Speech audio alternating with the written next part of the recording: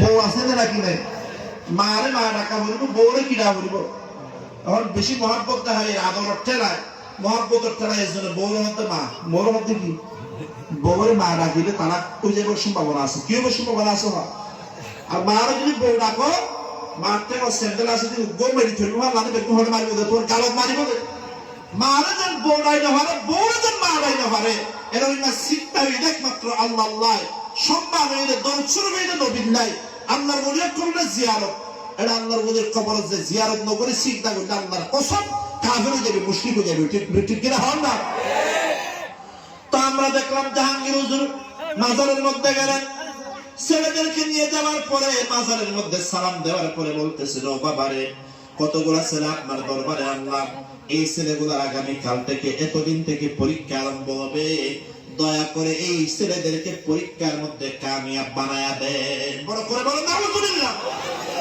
আল্লাহর বান্দা, আমি আপনি যদি পরীক্ষা দিয়ে থাকি, আমাকে আপনাকে পরীক্ষার মধ্যে কামিয়াব বানাইতে পারেন, পরীক্ষার মধ্যে সাকসেস বানাইতে পারেন, একজন জবান খুলে বলেন তিনি হলেন কে?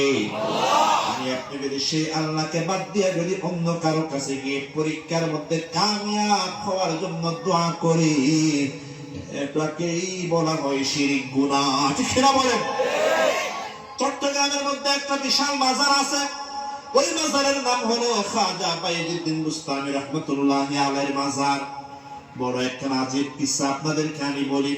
খাজা মঈনুদ্দিন খাজা বাইজুদ্দিন বুস্তামি রহমতুল্লাহি আলাইহি, তিনি বাংলাদেশের মানুষ না, জীবনে কোনোদিন বাংলাদেশেও আসেন নাই।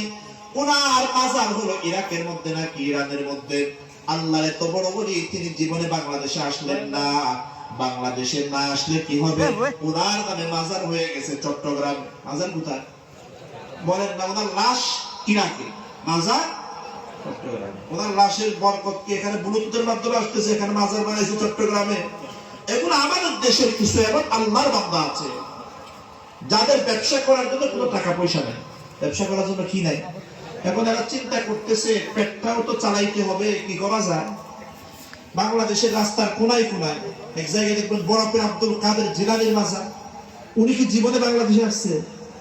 বরফের খাজা বাইজুদ্দিন বুস্তামির মাজার, মঈনুদ্দিন চিশতি রহমতুল্লাহি আলাইহির মাজার। এগুলা কেন? তাদের কাছে তো টাকা ইনকাম করার মতো কোনো কি নাই, পুঁজি নাই। এরা চিন্তা করলো যদি একটা মাজার দেওয়া যায়, ওই মাজারের মাধ্যমে আমার 14 গোষ্ঠী নাতি পুতি সবাই কোনো টেনশন ছাড়া জীবন চালাইতে পারবে। ঠিক না? বড় করে বলে বাইজুদ্দিন বুস্তামি রহমতুল্লাহি আলাইহির মাজারে যদি কেউ গিয়ে তাকে দেখবেন চট্টগ্রামে। আমি কয়েকবার গেছি, দেখছি মাজারের সামনে বিশাল বড় বড় কতগুলো পুকুর আছে, কইর আছে। ওই পুকুরের মধ্যে কতগুলো এত বড় বড় কচ্ছপ আছে। কি আছে? কচ্ছপ চিনেন? কচ্ছপ। ওই কচ্ছপ গুলা পানিতে থাকতে থাকতে থাকতে এতগুলো ময়লা, এক বৃহৎ ময়লা হয়েছে। আচ্ছা বলেন, এই ময়লা গুলা দেখলে ভালো লাগবে না ঘৃণা লাগবে? বমি আসতে চাইবে। তা আমি দেখলাম ওই পুকুরের কচ্ছপ গুলা যখন সিঁড়ির উপরে আসে, কতগুলা বিস্কুট আর পাউরুটি আছে, এগুলা দিলে সিঁড়ির উপরে চলে আসে। কতগুলো মহিলাদেরকে দেখলাম ছুরি নিয়ে গেছে, ছুরি নিয়ে ওই কচ্ছপের গায়ের উপরে যে ময়লা আছে, ওই ময়লাগুলা কেটে কেটে কেটে পলিথিনের কিসের ভিতরে দিচ্ছে। আমি প্রথমে মনে করছি মাজারের খাদেম হবে।